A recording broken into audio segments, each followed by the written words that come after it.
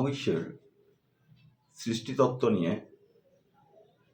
কোরআনের একটি সূরার ৫৪ নম্বর আয়াতে বলা হয়েছিল যে এই মহাবিশ্বকে ৬টি দিনে সৃষ্টি করা হয়েছে। আপনি যদি কোরআনের সূরা জারিয়াতের ৪৭ নম্বর আয়াত দেখেন, তাহলে আপনি দেখবেন সেখানে বলা হয়েছে যে আসমান সমূহকে আমরা ক্ষমতা দিয়ে তৈরি করেছি এবং আমরা অবশ্যই একে সম্প্রসারিত করেছি। মুসলিম পণ্ডিতরা এটাকে বিগ ব্যাংয়ের সাথে তুলনা করার চেষ্টা করেন। এছাড়াও যদি আপনি কোরআনের সূরা রহমানের দিকে তাকান, তার ৩৩ নম্বর আয়াত, সেখানে একটা চ্যালেঞ্জ দিয়ে বলা হয়েছে, হে জিন ও মানবকুল, নবমণ্ডল এবং ভূমণ্ডলের সীমানা অতিক্রম করা যদি তোমাদের কুলায় তবে তোমরা অতিক্রম করো, কিন্তু ছাড়পত্র ব্যতীত তোমরা তা অতিক্রম করতে পারবে না। তো যাই হোক, এ ধরনের বিভিন্ন আয়াত কোরআনে আছে। তো এসব কিছুকে ব্যাখ্যা করে ইসলামী অনেক পণ্ডিত তারা বলার চেষ্টা করেন যে কোরআন বিগ ব্যাং তথ্যকে অনেক আগেই বলে দিয়েছে। এখন যদি আপনি খ্রিস্টানদের দিকে তাকান, তাহলে যে খ্রিস্টান যে পণ্ডিতরা আছে তারাও কিন্তু বলার চেষ্টা করে যে বিগ ব্যাং এর যে সৃষ্টি তত্ত্ব আছে সেটা বাইবেলও আছে, এটা সামঞ্জস্যপূর্ণ তাদের সাথে। তারা সেখানে তাদের যে বাইবেল সেটা রেফারেন্স দিয়ে বলে যে আদিতে ঈশ্বর আকাশমণ্ডল ও পৃথিবী সৃষ্টি করলেন। তো এভাবে যদি আপনি ইহুদিদের যে ধর্মগ্রন্থ দেখেন, তাহলে তারা সেটাকে সেভাবে বিশ্লেষণ না করলেও ইহুদিরাও বলার চেষ্টা করেছে তারা কিন্তু বিবর্তনবাদকে স্বীকার করে নিয়েছে। কিন্তু পৃথিবীর আজকের বিভিন্ন ধর্মগ্রন্থের দিকে তাকালে আপনি বুঝবেন যে তারা কিন্তু বিবর্তনবাদকে স্বীকার করে না এবং স্বীকার করতে চায় না। আপনি আরো আশ্চর্যিত হবেন যদি আপনি পৃথিবীতে যে ধর্মগ্রন্থগুলো এসেছে ওইসব ধর্মগ্রন্থের আগের বিষয়গুলা সেগুলোকে আপনি একটু অধ্যয়ন করেন। যেমন ধরেন, সব ধর্মগ্রন্থে অভিনবভাবে আকাশ সৃষ্টির কথা বলা হয়েছে, অথচ আকাশ বলে এই মহাবিশ্বে কিছুই নেই। এই আকাশটা কি? আকাশ একটা বায়ুমণ্ডল ছাড়া আর কিছুই নয়। আমরা জানি যে মহাবিশ্বে বিলিয়ন বিলিয়ন যে গ্রহগুলো আছে, প্রত্যেকটা গ্রহের একটা বায়ুমণ্ডল আছে। এই বায়ুমণ্ডলটা কি দিয়ে তৈরি, এক এক গ্রহের ক্ষেত্রে আমরা এক এক রকম ধারণা পাই। এটার জন্য আপনাকে অবশ্যই বিজ্ঞানকে পড়তে হবে। যদি ধর্মগ্রন্থ পড়ে এইসব গ্রহ সম্পর্কে ধারণা পাওয়া যেত তাহলে বিজ্ঞানের কোনো দরকার ছিল না। আপনারা জানেন যে ধর্মগ্রন্থ সৃষ্টির অনেক আগে অ্যাথেন্সের নিকটবর্তী একটা দ্বীপ আছে, সালামিস দ্বীপ। সেখানে একটি ধ্রুপদী নাট্যকার যিনি ইউরিপিদেস, তিনি লিখে গেছেন যে তার মা তাকে বলেছেন একটা উপকথা, যেখানে বলা হয়েছে পৃথিবী আকাশ একটা সময় একসাথে ছিল, পরে দেবতারা সেটি আলাদা করেন। আপনি আশ্চর্য হয়ে লক্ষ্য করবেন প্রাচীন মিশরে সেখানেও কিন্তু উপকথা প্রচলিত আছে। মিশরের মানুষ বিশ্বাস করে যে দেবতা সু, তিনি হচ্ছেন আকাশের দেবতাকে বললেন নুটকে যে পৃথিবীর দেবতা গেব, তার থেকে নুটকে তিনি আলাদা করলেন তারা যখন গভীর প্রেমে ছিল। এর মাধ্যমে নাকি জগতে দ্বৈততার সৃষ্টি হয়েছে, মিশরীয়রা তা বিশ্বাস করে এবং এটার মাধ্যমে উপর নিচ, আলো অন্ধকার এবং ভালো মন্দ এসব কিছু সৃষ্টি হয়েছে বলে মিশরীয়রা বিশ্বাস করে। মিশরীয়রা আরো বিশ্বাস করে যদি দেবতা সু আকাশের দেবতা নুটকে পৃথিবীর দেবতা গেব থেকে আলাদা না করতেন তাহলে পৃথিবীতে নাকি জীবনেরই সৃষ্টি হতো না। তো এই যে মহাবিস্ফোরণ, তাকে নিয়ে এত গল্প কথা, এবং দেখা যাচ্ছে পৃথিবীর বিভিন্ন ধর্মগ্রন্থ এবং ধর্মগ্রন্থের পণ্ডিতরা তারা আজকের এই জমানায় এসে ধর্মগ্রন্থকে বিজ্ঞানের সাথে তুলনা করার যে হাস্যকর পদক্ষেপ নিয়েছেন, এটা শুধু হাস্যকর নয়, এটা একদম লজ্জাজনক। কারণ আপনি এই যে বিগ ব্যাংয়ের জনক স্টিফেন হকিংস, তার একটি বই আছে, সে বইটা যদি আপনি বিস্তারিত না পড়েন তবে এই ক্ষেত্রে আপনার সাথে আলোচনা করাটা বা আপনাকে বোঝানোটা এটা অনেক কষ্টসাধ্য হয়ে যাবে। Stephen Hawkings big bang theory নিয়ে যে বইটি লিখেছেন সেটা হচ্ছে a brief history of time. তিনি সেখানে অনেকগুলো বিষয় কিন্তু তুলে ধরেছেন, যেমন মহাবিশ্ব সম্পর্কে আমাদের চিত্র, অর্থাৎ our picture of the universe.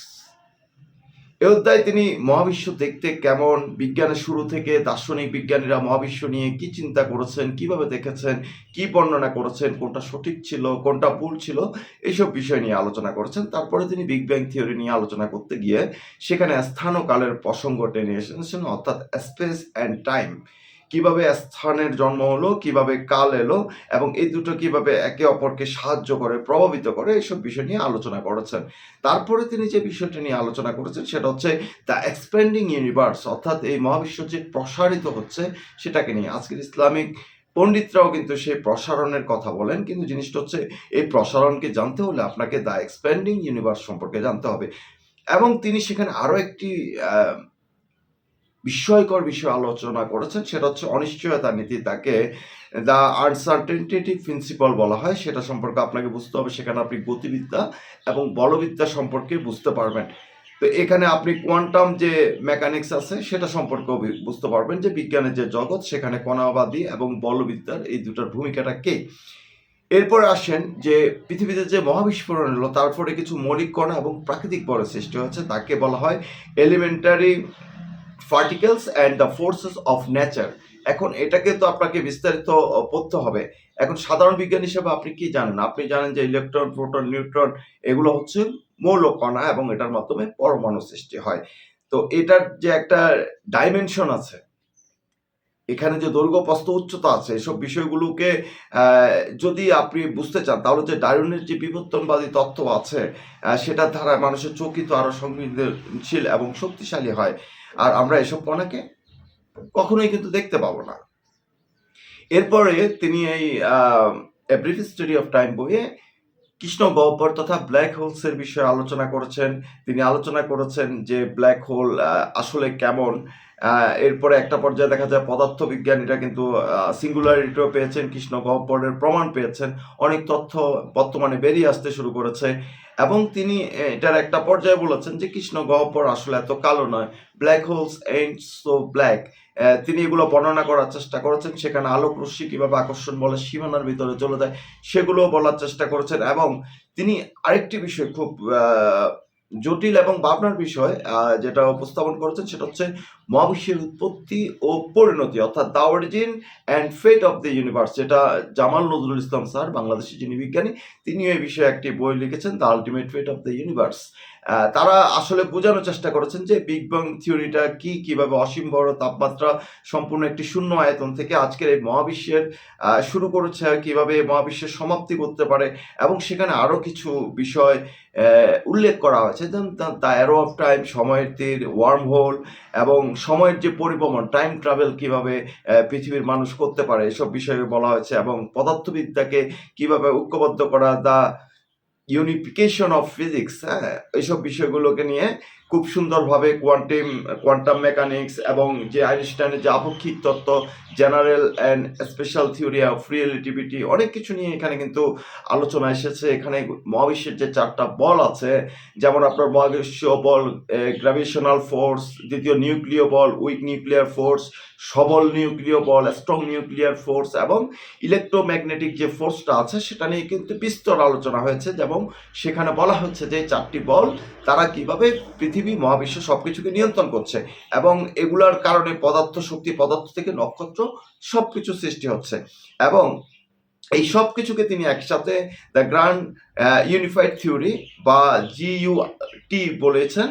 তো এখন জিনিসগুলো জানতে হলে তো আপনি যদি পৃথিবীর ধর্মগ্রন্থ পড়েন, বাইবেল পড়েন, অথবা বুক অফ জেনেসিস পড়েন, অথবা আরো যে সমস্ত ধর্মগ্রন্থ আছে সেগুলো পড়েন, অথবা প্রাচীন যে সমস্ত মিথোলজিগুলো আছে সেগুলোকে আপনি জানার চেষ্টা করেন, আপনি কি এই বিষয়গুলোকে জানতে পারবেন? এটা কি কখনো জানা সম্ভব? এটা কখনোই জানা সম্ভব না। এইসব বিষয়কে জানতে হলে আপনাকে অবশ্যই এই বিষয়গুলোকে পড়তে হবে। এখন আমরা যে যুগে আছি সে যুগে দেখা যাচ্ছে কি আমাদেরকে বিভিন্নভাবে বিভ্রান্ত করার চেষ্টা করা হচ্ছে। আমাদেরকে বিভ্রান্ত করছেন বিভিন্ন ধর্মীয় পণ্ডিতরা।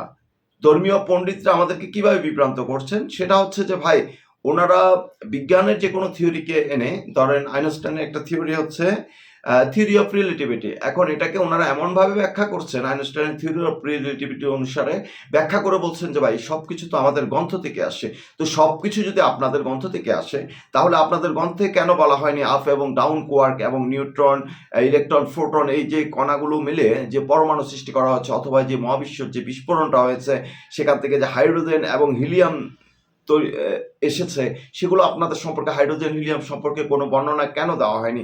কেন বলা হয়নি পৃথিবীর মানুষকে যে মহাবিশ্বের মোট ভরের 75 ভাগ হচ্ছে হাইড্রোজেন এবং 25 ভাগ হচ্ছে হিলিয়াম? এই যে বিষয়গুলো আজকে বিজ্ঞানীরা এত কষ্ট করে গবেষণা করে আবিষ্কার করছেন, সেটা কি পৃথিবীর কোনো ধর্মগ্রন্থে ছিল? অথবা আমরা যে আকাশে যে তারাগুলো দেখতে পাই, সে তারাগুলো যে আপনার হাইড্রোজেন এবং হিলিয়াম দিয়ে তৈরি, সেটা কি কোনো ধর্মগ্রন্থে বলা হয়েছে? অথবা যে পাথুরে গ্রহ আছে, যেমন ধরেন পৃথিবী আছে, মঙ্গল গ্রহ আছে, এই পাথুরে গ্রহগুলো যে বিভিন্ন ধাতব এবং শিলা দিয়ে তৈরি, সেটা কি কোনো ধর্মগ্রন্থে বলা আছে? অথবা আমরা যে বিভিন্ন গ্যাসীয় গ্রহ দেখতে পাই, যেমন ধরেন বৃহস্পতি আছে, শনি গ্রহ আছে, যারা হাইড্রোজেন এবং হিলিয়াম দিয়ে তৈরি, সেগুলো কি কোনো ধর্মগ্রন্থে বলা হয়েছে? অথবা আপনি যদি নেপচুনের দিকে তাকান, অথবা ইউরেনাসের মতো বরফীয় যে গ্রহগুলো আছে, সেগুলা যে আপনার মিথেন, অ্যামোনিয়া মতো গ্যাস দিয়ে তৈরি, সেগুলো কি কোনো ধর্মগ্রন্থে বলা হয়েছে? আচ্ছা, ধর্মগ্রন্থ পড়ে যদি বিজ্ঞানকে জানা যেত, তাহলে আপনি চিন্তা করেন যে ধূমকেতু, আমরা যে ধূমকেতুটাকে পৃথিবী থেকে দেখতে পাই, এই ধূমকেতুটা কিসের তৈরি? আজকে বিজ্ঞানীরা গবেষণা করে বের করেছেন যে ধূমকেতুটা হচ্ছে ধুলো, গ্যাস এবং বরফের তৈরি। তো বিজ্ঞান যদি না থাকতো, আপনি কিন্তু জানতেন না যে সূর্য হাইড্রোজেন এবং হিলিয়ামের তৈরি একটা প্লাজমা বল ছাড়া আর কিছুই না। আপনার পক্ষে কিন্তু বিজ্ঞান না আসলে, বিজ্ঞানীরা না থাকলে আপনি জানতেন না যে চাঁদ লোহা, ম্যাগনেসিয়াম, অ্যালুমিনিয়াম, টাইটেনিয়ামের মতো পদার্থ দিয়ে তৈরি। এছাড়াও চাঁদের মাটিতে আপনার কিছু বিরল উপাদান পাওয়া গেছে, যেমন ধরেন আপনার ব্যাসল্টের মতো শিলা দেখা গেছে, সেখানে রোগেলিত অর্থাৎ লুনার মাটি দেখা গেছে। তো আমরা যদি পৃথিবীর কথা চিন্তা করি, পৃথিবী কি দিয়ে তৈরি, সেটাও কিন্তু বিজ্ঞানীরা বলে দিয়েছেন যে পৃথিবী অক্সিজেন, ম্যাগনেসিয়াম, সিলিকন, এরকম কিছু পদার্থ দিয়ে তৈরি। তো এই যে এতগুলো বিষয় আছে বিজ্ঞানে, সেটাকে কোনো ধর্মীয় গ্রন্থ কি সেভাবে ব্যাখ্যা করেছে? ব্যাখ্যা করে থাকলে আপনারা প্লিজ আমাদেরকে জানাবেন। আজকে যে সমস্ত জাকির নায়েক সহ হাজারি আরো বিভিন্ন ধরনের মানুষ, যাদের ফিজিক্স, কেমিস্ট্রি, বায়োলজি সম্পর্কে ন্যূনতম কোনো জ্ঞান নাই, তারা আজকে যেভাবে বিজ্ঞানের সাথে ধর্মকে গুলিয়ে ফেলছেন, অথবা আমরা খ্রিস্টান ধর্ম বিভিন্ন পণ্ডিতদেরকে দেখছি, তারা আজকে সুপার ইন্টেলিজেন্সের যুগে এসে ধর্ম এবং বিজ্ঞান দুটোকে গুলিয়ে মিশিয়ে খাওয়ানোর চেষ্টা করছেন। ভাই, আপনি যদি খুব গভীরভাবে লক্ষ্য করেন, তাহলে আপনি দেখবেন যে শুধুমাত্র মহাকাশকে বোঝার জন্য, মানে মহাকাশকে যাতে আপনারা সঠিকভাবে বুঝতে পারেন, তার জন্য কিন্তু মহাকাশ বিজ্ঞানের একটা শাখা হচ্ছে জ্যোতির্বিদ্যা, যাকে আমরা অ্যাস্ট্রোনমি বলে জানি। এছাড়া মহাকাশ বিজ্ঞান আছে, যেটাকে আমরা স্পেস সায়েন্স বলে জানি। এগুলোর বিভিন্ন শাখা প্রশাখা আছে। এছাড়া আজকে আমাদেরকে বিজ্ঞান পরিচিত করে দিয়েছে প্ল্যানেটরি সায়েন্স, গ্রহ বিজ্ঞানের সাথে। আমাদেরকে আজকে আমরা পরিচিত হয়েছি মহাকাশ যে প্রকৌশল, অর্থাৎ স্পেস যে ইঞ্জিনিয়ারিং। আজকে এগুলোর অসংখ্য শাখা প্রশাখা আছে। আপনি কি জানেন যে জেমস ওয়েব টেলিস্কোপ, যেটাকে পৃথিবী থেকে প্রায় 1 মিলিয়ন মাইল তথা 15 লক্ষ কিলোমিটার দূরে স্থাপন করা হয়েছে, সেই জেমস ওয়েব টেলিস্কোপ, সেটা তৈরি করতে নাসা, সিএসএ এবং ইএসএ এর প্রায় 10,000 বিজ্ঞানী পৃথিবীর কাজ করছে শুধু একটা যন্ত্র তৈরি করতে। আজকে যে ধর্মগ্রন্থগুলোকে নিয়ে আপনারা বড় বড় কথা বলেন, আপনারা কি পারবেন জেমস ওয়েব টেলিস্কোপের মতো একটা যন্ত্র তৈরি করতে, তাকে পৃথিবী থেকে 15 লক্ষ কিলোমিটার দূরে স্থাপন করতে, অথবা মহাবিশ্বের 13 বিলিয়ন বছর পূর্বের ছবিটা তুলে আনতে? আপনাদের পক্ষে কি সম্ভব? আজকে যে সমস্ত 3 কোটি বক্তারা বিভিন্ন বিজ্ঞান নিয়ে বক্তব্য দেন, আপনাদের পক্ষে সম্ভব? আপনারা কি লোটা বিজ্ঞান ছাড়া আর কোনো কিছু আবিষ্কার করতে পেরেছেন? তাহলে এই যে বিজ্ঞানের কথা বলে আজকে বাংলাদেশের মানুষকে আপনারা ভুল বুঝিয়ে, ধর্ম এবং বিজ্ঞান এই দুটো সম্পূর্ণ আলাদা একটা বিষয়। কারণ বিজ্ঞানকে যদি আপনি অধ্যয়ন না করেন, বিজ্ঞানকে যদি আপনি গবেষণা না করেন, আপনি যদি বলেন যে ভাই আমার তো চার্লস ডারউইনের বিবর্তনবাদ পড়া যাবে না, অথবা কার্ল সেগানের কসমস পড়া যাবে না, এটা আমার ধর্মগ্রন্থের সাথে যাচ্ছে না, এভাবে তো হয় না। এভাবে যদি হইতো তাহলে আজকে যে আমরা 1350 কোটি বছর আগের যে মহাবিশ্বের ছবিটা দেখছি, আজকে যে আমরা অতীতের ছবি দেখতে পাচ্ছি, যেভাবে জেমস ওয়েব টেলিস্কোপ আমাদেরকে অতীতে নিয়ে যাচ্ছে, মানুষ আজকে অতীত দেখতে পাচ্ছে, এটা তো সম্ভব হতো না। আপনি যদি দেখেন মানে এই মহাবিস্ফোরণ তথ্য অথবা মহাকাশকে যদি আপনাকে জানতে হবে, আপনাকে তো অসংখ্য বই পড়তে হবে। আপনি কি ধর্মগ্রন্থ একসাথে এক পাশে রাখেন আর মহাকাশ বিজ্ঞানী যে কার্ল সেগান আছে তার একটা বিখ্যাত বই আছে কসমস, দুইটা বই একসাথে রাখেন তো আপনি পড়েন। অথবা আপনি বিল ব্রাইসনের এই short story of nearly everything বইটাকে এক পাশে রাখেন, ধর্মগ্রন্থগুলোকে এক পাশে রাখেন। অথবা আপনি স্টিফেন হকিংসের a brief story of time এক পাশে রাখেন, ধর্মগ্রন্থকে এক পাশে রাখেন। আপনি পড়তে শুরু করেন তো আপনি ধর্মগ্রন্থ পড়ে কি স্টিফেন হকিং এর এ ব্রিফ স্টোরি অফ টাইম পড়তে পারবেন? আপনি কি স্পেস অ্যান্ড টাইম এটা কি বুঝবেন? আপনি কি কোয়ান্টাম মেকানিক্স কি এটা কি বুঝবেন? আপনি কি আইনস্টাইনের থিওরি অফ রিলেটিভিটি এসব কিছু কি আপনার পক্ষে বোঝা সম্ভব? এসব কিছু কি আপনি কখনো বুঝতে পারবেন? আপনি কখনোই বুঝতে পারবেন না।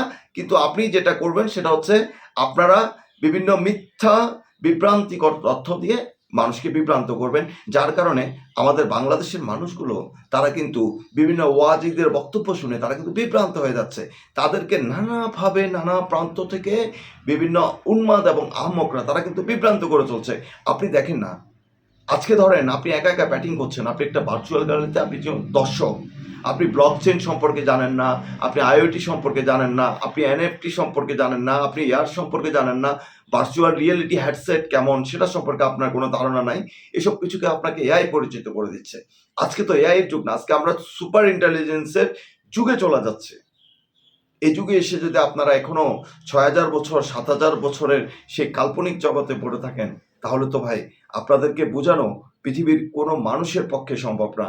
1950 সালে যদি ইলেকট্রনিক কম্পিউটারের সাথে মানুষ পরিচিত না হতো, তাহলে কি আজকের যে মহাবিশ্বকে, আজকের যে পৃথিবীকে, অথবা পৃথিবীর ভূত্বক অথবা পৃথিবীর গভীরে আমরা চলে যাচ্ছি, যেটা রাশিয়া যে দীর্ঘ কূপ খনন করেছে সুপার ডিপ ওভার, তো এইসব জিনিসগুলোকে আমরা জানতে পাচ্ছি। আজকে আমরা ব্ল্যাক হোল সম্পর্কে জানতে পাচ্ছি। এগুলো সম্পর্কে কি আপনাদের কখনো জানা হতো?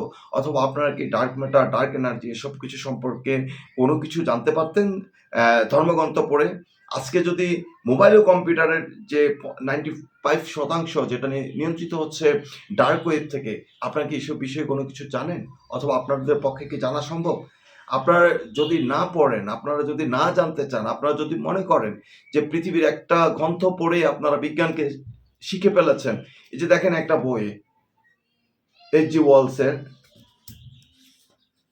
রিচার্ড ডকিন্সের যে স্বার্থপর জিন, আপনি তো এইসব কিছুকে পড়তে হলে তো আপনাকে বায়োলজি পড়তে হবে, আপনাকে সায়েন্স সম্পর্কে জানতে হবে। আপনি যদি বলেন যে আপনার ধর্মগ্রন্থেই সব কিছু আছে, আপনার ধর্মগ্রন্থ থেকেই সব কিছু আসছে, আপনার কোনো কিছুই জানার দরকার নাই, তাহলে যেটা হবে আপনি আপনার 600 বছরের যে স্বর্ণযুগ সেটা নিয়ে পড়ে থাকবেন। আপনি সারাদিন সারা রাত ধরে স্বপ্ন দেখবেন মোগলরা কিভাবে আমাদের ভারতীয় উপমহাদেশকে 300 কত বছর শাসন করেছে, সেই শাসন আপনি তিতুমিরের বাঁশের কেল্লা প্রতিষ্ঠিত করতে যাবেন। আপনি তরবারি দিয়ে আপনি পৃথিবী শাসন করার স্বপ্ন দেখবেন। এখন তো তরবারি দিয়ে পৃথিবী শাসন করার যুগ নেই, এখন সুপার ইন্টেলেকচুয়াল যুগে পৃথিবীর মানুষ আসছে। তাহলে বাংলাদেশের মানুষকে কেন ধর্মান্ধ করে তাদেরকে পিছনের দিকে সরে দেওয়া হচ্ছে? বাংলাদেশের মানুষকে কেন পাকিস্তান জিন্দাবাদ শিখিয়ে একটা উগ্রবাদী জঙ্গিবাদী রাষ্ট্রে পরিণত? এই যে দীর্ঘ প্রক্রিয়া, এই দীর্ঘ প্রক্রিয়াটা কারা করছে? একসময় ব্রিটিশরা এই জামাত ইসলামকে নিয়ন্ত্রণ করত, জঙ্গিবাদীদেরকে নিয়ন্ত্রণ করত, সারা পৃথিবীতে ওয়াহাবিজমের নামে, সালাফিজমের নামে জঙ্গিবাদ চলেছে। আজকের আমেরিকা তারা আল কায়দা, জৈশে মোহাম্মদ, তালেবান এবং বাংলাদেশের জামাত ইসলাম নামক সংগঠনগুলোকে বিলিয়ন বিলিয়ন ডলার দিয়ে আজকে বিভিন্ন রাষ্ট্রের বিরুদ্ধে, পৃথিবীর বিরুদ্ধে ব্যবহার করছে। এখন আপনাকে সিদ্ধান্ত নিতে হবে, আপনার কি বিজ্ঞানের পক্ষে থাকবেন, না ধর্মান্ধ হবেন, মৌলবাদী হবেন, উগ্রবাদী হবেন, অথবা জঙ্গি হবেন? আপনাকে আধুনিক পৃথিবীতে বসবাস করতে চান, না সেই 6000 বছর আগের পৃথিবীতে চলে যেতে চান, অথবা মধ্যযুগীয় সেই বর্বরতার যেখানে নারীদেরকে বেচা কেনা হইতো সেখানে ফিরে যেতে চান, অথবা যেখানে নারীদেরকে দাসী বানায় রাখা হইতো সেখানে ফিরে যেতে চান, নাকি আপনারা একটা মানুষের একটা পৃথিবী সৃষ্টি করতে চান যেখানে আমরা যারা মানুষ আছি, আমরা সবাই যে আমরা জানি যে পৃথিবী নামক গ্রহে একমাত্র অক্সিজেন আছে, যে অক্সিজেন আমাদের পৃথিবীর ভারসাম্য রক্ষা করতেছে, আমরা মানুষ প্রাণীকুল সবকিছু এই অক্সিজেনের মাধ্যমে বেঁচে আছে, এবং আমাদের যে পৃথিবীতে যে প্রাণের সৃষ্টি হয়েছে সেটা জল থেকে সৃষ্টি হয়েছে। আজকে যে আমরা এত কিছু জানি বিজ্ঞানের কল্যাণে, আমরা কি সেই বিজ্ঞানমুখী শিক্ষা ব্যবস্থার দিকে যাব, নাকি ধর্মান্ধ, মৌলবাদী, উগ্রবাদী চিন্তাভাবনা, যেটা আমাকে হাজার বছর পেছনে নিয়ে যাচ্ছে, যেটা আমাকে শেখাচ্ছে যে গজওয়াতুল হিন্দের মাধ্যমে কিভাবে ভারত দখল করতে পারবে। বা গজওয়াতুল হিন্দের মাধ্যমে তো আপনি কখনো ভারত দখল করতে পারবেন না। আপনি যতই স্বপ্ন দেখেন, এটা পৃথিবীতে কোনোদিন সম্ভব না। আপনি যতই বলেন আপনার আবাবিল ফাঁকি আসবে, আমামিল আসবে, তামামিল আসবে, না ভাই, এগুলো সম্ভব না। আজকের পৃথিবীতে এসে, আজকের এই আধুনিক জগতে এসে, যেখানে আপনি ভার্চুয়াল রিয়েলিটির সাথে পরিচিত হচ্ছেন, যেখানে আপনার জ্ঞানের সীমানা অনেক সম্প্রসারিত হচ্ছে, সেখানে কেন ভাই আপনি মানুষ হত্যার যে ধর্ম, বা আপনি মানুষ হত্যা করতে যাবেন, মানুষকে লুট করার শিক্ষা নেবেন, এগুলো কেন? আসেন আমরা মানুষ হই, সকল ধর্মবর্ণের মানুষকে আমরা সম্মান করি, আমরা প্রচার করি যে সবার উপরে মানুষ সত্য, তাহার উপরে কেউ নাই। আমরা ধর্মীয় ভেদাভেদ না করি, আমরা মানুষে মানুষে বিভ্রান্ত না ছড়াই, আমরা পৃথিবীর সকল ধর্মের মানুষকে রেসপেক্ট করি, সকল ধর্মকে আমরা সম্মান করতে শিখি। কিন্তু যারা ধর্ম নিয়ে ব্যবসা করছে, যারা ধর্মান্ধ, যারা আপনাদেরকে বোকা বানিয়ে আপনাদের পকেটের টাকা নিজেদের পকেটে ঢোকাচ্ছে, এই সমস্ত ধর্মান্ধ থেকে আমরা মানুষকে সচেতন করি, আমরা মানুষকে বোঝাই যে ভাই, ধর্ম এবং বিজ্ঞান এ দুটো বিষয় এক নয়। ধন্যবাদ সবাইকে।